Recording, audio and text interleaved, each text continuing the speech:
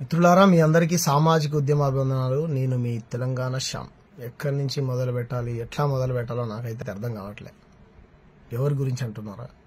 Teenmar Mallaiah, Teenmar Mallanna, Q News Teenmar Mallanna, MLC Teenmar Mallanna, Teenmar Mallanna alias Chintapandu Naveen Patel, Naveen Kumar Reddy. తెలంగాణలో సామెత ఉంటుంది, కాపు బలిస్తే రెడ్డి అవుతారంటాడు. పటేల్ దొర, భూస్వామి, కుల అహంకారి. ఏమని చెప్పాలి? ఒక్కటైతే చెప్పొచ్చు, రెండైతే చెప్పొచ్చు.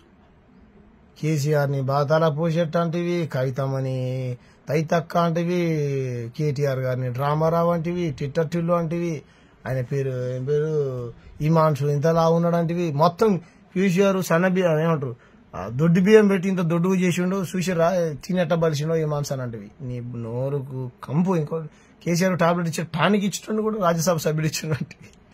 హరీశ్రావు వద్దు అంటివి. ఈ బీజేపీ బాబునోళ్ళు ఇట్ట పుడతారు నాకు అర్థం కాదు. ఇటు పుట్టినోడు అట్ట పుడతారు, అట్ట పుట్టినటువంటి బీజేపీ పార్టీని తిడుతుంది. అరే సన్నాసులారా, మేమందరం ఇట్ట పుడతావారా, అట్ట పుడతావారా అంటే బీజేపీ వాళ్ళని తిడుతుంది. అటు పోయి బీజేపీ కండవ కప్పుకుంటే ఢిల్లీలో మీ పక్కన ఒక పనికి మాలిన వ్యక్తి ఆయన పేరు ధర్మపురి అరవింద్ గుండు సంజయ్ వేసుకొని మీ బండి సంజయ్, నువ్వు మీ మొత్తం మీ పార్టీలు ముగ్గురు కలిసిపోయి ఈ తెలంగాణలో బీజేపీని ఫామ్ చేద్దాం అనుకున్నారు. కానీ మీరు సక్సెస్ కాలేదు. మీరు హిందూవాదులు కాదు, మీరంతా పచ్చి కులవాదులని తెలంగాణ ప్రజలు పసిగట్టి మిమ్మల్ని తన్నుడు వెనక నుంచి తన్నుడు అంటే పోయి మళ్ళా ఏట్లా పడ్డారు. ఇది చేస్తేవి ఆ బీజేపీ కండవ కప్పుకుంటే ఏ రషీ नहीं है, ये भारतीय जनता पार्टी खंडवा नहीं है, ये रशी से తెలంగాణ అమరవీరుల స్థూప్ కు కేసీఆర్ కు బంత కడతా కేసీఆర్ అంటివి. ఆడగట్టిన ప్రజలారా, ఒక కన్నేశం చూరి బేగంపేట ఎయిర్పోర్ట్ గోడ పక్కన నిల్చొని అప్పుడప్పుడు 5 నిమిషాలకు ఒకసారి అట్ట పోయి చూస్తావు. ఇట్ట ఓడిపోగానట వీళ్ళు ఫ్లైట్లు ఎక్కి ఇది రాష్ట్రం వదిలిపెట్టి విదేశాల్లో పారిపోబోతారు ఈ దొంగలు, వీళ్ళు కలవకుంట్ల కుటుంబం మొత్తం అని అంటివి. మరి ఆడికి పేరు వాళ్ళతో పాటు సోఫాలో కూర్చొని బీసీ వాదం మాట్లాడుతున్నా. బీసీ వాదం బీసీలు మాట్లాడితే ఒక ఆనందం. జాజుల సీనన్ననో, ఆర్ కృష్ణన్ననో, ఇంకా చాలా మంది హేమాహేములు బీసీ వాదం గురించి మాట్లాడుతున్నారు. బీసీ బిల్లు గురించి మాట్లాడటానికి వాళ్ళు అటు అసెంబ్లీలో చర్చించమని పోయిందంట. మరి వాళ్ళు దొంగలే ఎట్లా చర్చిస్తారు? వాళ్ళు లంగలే ఎట్లా చర్చిస్తారు? వాళ్ళు విలువలు లేని వాళ్ళ ఎట్లా మాట్లాడు? విలువలు లేని వాళ్ళ దగ్గరికి ఎందుకు పోయినావు? మరి ఇప్పుడు ఎందుకు పోయినావో అప్పుడు ఏమంటారు, అప్పుడు వాళ్ళు అధికారం ఉన్నప్పుడు మరి వాళ్ళ దగ్గరకు పోయినటువంటి వ్యక్తులు కూడా అందుకే పోయి ఉంటారు కదా. మరి వాళ్ళని ఎందుకు అప్పుడు అంత విమర్శించడం, అంత తిట్టినావు? ఎంఐఎం దగ్గర కూడా పో, ఎంఐఎం దగ్గర పోకపోతే నువ్వు తీవ్రవాదుల దగ్గర కూడా పో, ఎవరు వద్దంటారు. కానీ నువ్వు బీసీ వాదం అని అనకు. చర్చ మొత్తం నాసు. ఏదేమైనా ఏమున్నది, నేను ఢిల్లీకి పోతే ఇప్పుడు రేపు పొద్దున సమాజ్వాదీ పార్టీలో చేరిన అనుకుంటున్నాను, ఇటు పోతే డిఎంకేలో చేరిన అనుకుంటున్నాను, అటు పోతే అన్నా డిఎంకేలో చేరిన అనుకుంటున్నాను. ఏదైతే ఉంది చర్చ మొత్తం నా చుట్టే తిరుగుతుందని పసగసా కిసగసాడు. చర్చ మొత్తం నీ చుట్టూ తిరుగుతుంది.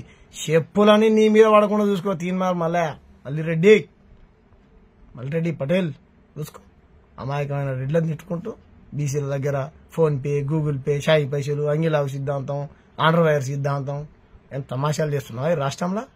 ఏమనుకుంటున్నావు? నోరు అదుపులో పెట్టుకొని మాట్లాడు. నీ చిల్లర రాజకీయాలు, చిల్లర వెదవను, జర్నలిజం పరువు తీసినావు. జర్నలిస్టులు మొత్తం అసలు ఈ జర్నలిస్టే కాదని ఇది చేస్తుంది కాదు. ఉందా నీ ఐడి కార్డు చూపెట్టు. ఇది నీ శాటిలైట్ ఛానల్ ఏమన్నా? జర్నలిజం ఏం? జర్నలిజం అంటే ఎట్లా ఉండాలి? జర్నలిజం అయితే అల్లం నారాయణ సార్లా ఉండాలి, ఆశమ యాదగిరన్నలా ఉండాలి, ఒక తులిసక్కలా ఉండాలి, ఒక యూట్యూబర్ అన్ని ఆధారాలతో సహా చూపిస్తుంది. అలా ఉండాలి జర్నలిస్టులు ఉంటాయి. ఎలా ఉండాలి? ప్రజల తరపున క్వశ్చన్ చేస్తుంది. అలా పార్టీలు కండాలు కప్పుకున్నారా? ఒక్క వాదం మీద నిలబడవు.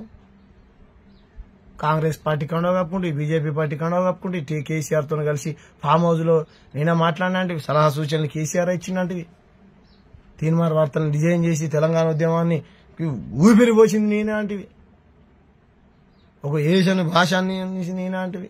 ఎన్ని మాటలు చెప్తే ఏ వాదం మీద నిలబడ? అటుపోయి కోదండరామ్ సార్ దగ్గర పోతే ఈ నేనిచ్చే 500 ఇది ఇక్కడి నుంచే మార్పు మొదలాలే, కోదండరామ్ పార్టీ జనసమితి గొప్పది అని అంటివి. అటుపోయి షరీఫ్ సాగర్ అని పోయి, ఇటుపోయి ఆర్ఎస్ ప్రవీణ్ కుమార్ సార్ ఒక్క బహుజన బిడ్డల తరపున ఒక ఆఫీసర్ తన ఉద్యోగానికి రాజీనామా చేసి వస్తే రైలారా అని అంటివి. మళ్ళీ ఆయన ఇది చేసి ఒక్క మాట మీద తెలివి అనుకుంటున్నావు. కానీ ఖబర్దార్ నేను ఒక సామాజిక కార్యకర్తగా చెప్తున్నాను. ఏదో ఒక రోజు నిన్ను వార్డు నెంబర్ కూడా ప్రజలు గెలిపారు. గుర్తుపెట్టుకున్నావు, వార్డు నెంబర్ కూడా నువ్వు గెలవవు. ఎమ్మెల్సీ అంటే ఎన్నికలలో నీకు గ్రాడ్యుయేట్స్ ఓట్లు వేసి ఉండొచ్చు, అందుకే సురేందర్ని పక్కన పెడదాం. కేసీఆర్ మీద వ్యతిరేకతతో కాంగ్రెస్ పార్టీని గెలిపించిరే తప్ప కాంగ్రెస్ పార్టీ మీద ప్రేమతోని కాదు. రైట్, కాంగ్రెస్ పార్టీ మీద ప్రేమతో గెలిపిస్తే మంచిదే. కేసీఆర్ ఒక వైఫల్యాలని కాంగ్రెస్ పార్టీ ప్రజల్లోకి ప్రమోట్ చేసి చెప్పింది, మంచిగా అధికారాన్ని కాంగ్రెస్ పార్టీకి ఇచ్చిన వాళ్ళు మంచి చేయాలి. బ్లాక్మెయిల్ రేవంత్ రెడ్డిది ఇంత ఉందా, పొడుగుందా, పొట్టిగుందా, ఏమనుకుంటున్నావు? ఏందా భాష? నీకు బ్లాక్మెయిల్, నీకు మంత్రి పదవి ఇవ్వాలా? ఇవ్వకపోతే అలా బొమ్మలు చూపించి భయపెడతా? ఎవరు నీ బెదిరింపులకు ఎవరు భయపడేది? ఎవరు భయపడతారు నీ బెదిరింపులకు? వార్డు నెంబర్ కాదు, తెలంగాణలో ఓటర్ 18 ఏళ్ళు నిన్న పిల్లాడు కూడా ఓటు భయపడు నీ బెదిరింపులకు. కాబట్టి నీ పనికి మళ్ళీ యూట్యూబ్లో మానేసి శుభ్రంగా అప్పుడు ఏదో పాలు అమ్మినావు, పేపర్ వేసినావు కదా, ఆ పని చేసుకుని సెల్ఫ్ రెస్పెక్ట్గా బతుకు. అందరం గౌరవిస్తాం. మానేసి ఈ బీసీ వాదం మానేసి. బీసీ ప్రజలారా మీకు చేతులు ఎత్తి దండం పెడుతున్నా, ఈ దొంగ నమ్మకండి. ఆర్ కృష్ణన్న ఏ పార్టీలు ఉన్నారని పక్కన పెడదాం. నిజమైనటువంటి బీసీలు మనకు కావాలి. వీళ్ళు అసలైనటువంటి దురహంకారులు. వీళ్ళు ఎక్కడుంటారు ఈ పటేళ్ళు? బీసీలలో అప్పర్ క్యాస్ట్. ఎవరికి ఇవ్వాలి అధికారం? బీసీలలో కింది కులానికి ఇవ్వాలి, వాళ్ళకి ఇవ్వాలి అధికారం. వాళ్ళు కావాలి ముఖ్యమంత్రులు, వాళ్ళు నిజమైనటువంటి బహుజన వాదులు. వీళ్ళ బీసీ రిజర్వేషన్ గురించి ఇవాళ గుర్తుకొచ్చిందా నీకు? ఆనాడు ఏం గుర్తుకొచ్చింది? మరి కేసీఆర్ని దించడమే లక్ష్యం. ఈ రోజు ఏంటిది? రేవంత్ రెడ్డిని దించడమే. ఏం చేయాలి? అందరిని దించి నిన్ను ఎక్కియాలి. ఎక్కితే నువ్వేం చేస్తావు? ఈ తెలంగాణ 5 నిమిషాలు అమ్మేస్తావు గుజరాత్కి. 5 నిమిషాలు నువ్వు, నీ ధర్మపురి అరవింద్, బండి సంజయ్, మీ కులపొలు 5 నిమిషాలు అమ్మేస్తారు. 5 నిమిషాల్లో అమ్మేస్తారు. అంత కులవాదులు మీరు. మీ పాదయాత్రలో దళిత బిడ్డలందరూ పాదయాత్ర చేస్తే ఏమరా మాలామాది వాళ్ళు మీకు మినరల్ వాటర్ కావాలరా అని అవమానించినప్పుడు మీ అన్న తెలియదా మాకు? మీరు బీసీ వాదులా?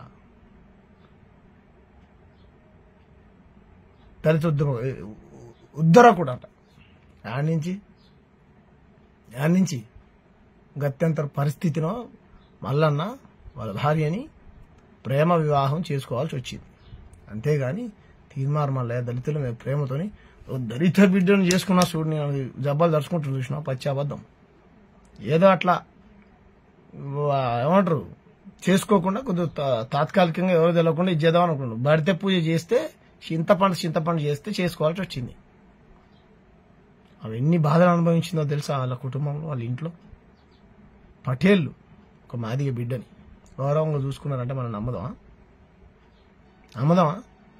అవి ఎంత క్షోభని, మానసిక క్షోభని ఎంత అనుభవించిందో తెలుసా? మళ్ళీ వాడుకొని వదిలేద్దాం అనుకుంటే చింతపండు చేసి పెళ్లి చేసారు. సరే, ఆయన కుటుంబ సమస్య పక్కన పెడదాం.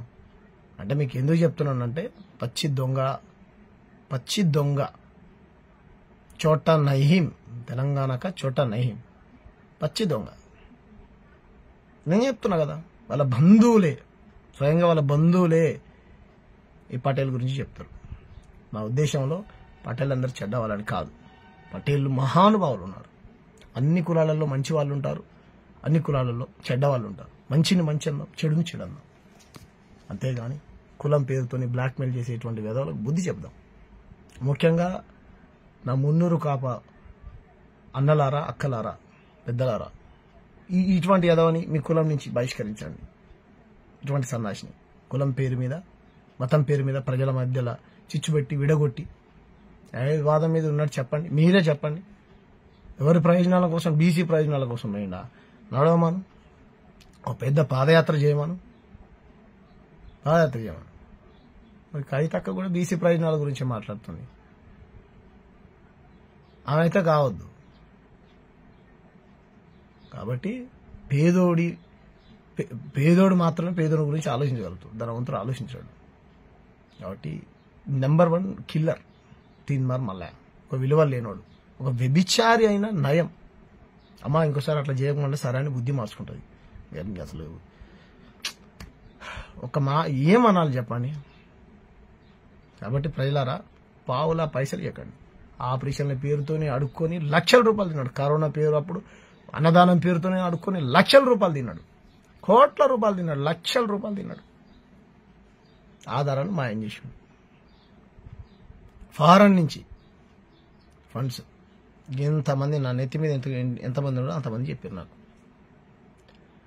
కాబట్టి ప్రజలారా, ఇవన్నీ మీకు చెప్తే మీరు బాధపడతారని మీకు చెప్పట్లేదు. అసలు విషయాలు కొన్ని వీడియోలో చెప్పకూడదు. నా నెంబర్ చెప్తా, నన్ను కన్సల్ట్ అవ్వండి. మీకు A to Z మల్లన్న యొక్క మొత్తం పుట్టినప్పటి నుంచి ఇప్పటిదాకా నా దగ్గర మొత్తం డేటానే ఉన్నది. కాబట్టి ప్రజలారా, ఇటువంటి వ్యక్తి మీ గ్రామాలలోకి వస్తే ఎటువంటి సమాధానం చెప్తారో మీరే చెప్పండి. చర్చ మొత్తం మనోడు చుట్టే తిరగాలంట.